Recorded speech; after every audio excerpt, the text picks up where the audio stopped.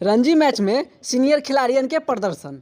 रोहित, जायसवाल, पंत आ जडेजा के धमाल।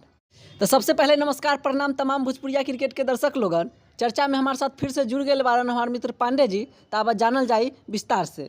पांडे जी, रणजी ट्रॉफी के 6वां राउंड शुरू हो गईल बा, लेकिन हमरा लागता कि ई बार के खेल पूरा अलगे रंग में रंगल बा। सही कहत बानी तिवारी जी।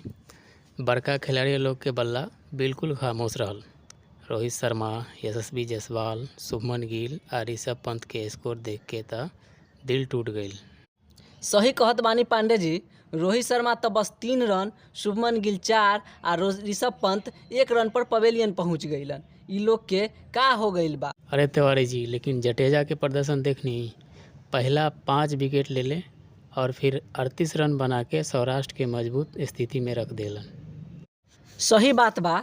आ देखी, मुंबई बनाम जम्मू कश्मीर में अंजिके रहाणे के टीम 120 रन पर ऑल आउट हो गए। उमर नजीर के 4 विकेट सब खेल बिगाड़ दिहलस।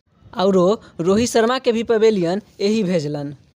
तिवारी जी, आज शार्दुल ठाकुर 51 रन बना के मुंबई के 47 रन से 100 रन के पार पहुंचवलन, लेकिन जम्मू कश्मीर तो बढ़त ले बा।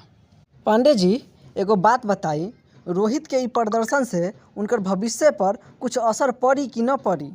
तिवारी जी, राउत देखली हाँ, बॉर्डर गवास्कर ट्रॉफी में भी रोहित के बल्ला खामोश रहला आ रणजी में भी वैसने बा। अगर ऐसे ही चलत रही तो उनका के संन्यास ले लेवे के चाहिए। सही कहत बानी पांडे जी। ई राउंड में तो स्टार खिलाड़ी लोग फेल हो गईलन, लेकिन नया सितारा चमके के तैयार बा। ई रणजी ट्रॉफी में अब नया हीरो देखे के तैयारी करी। ई कहानी बस शुरू भइल बा।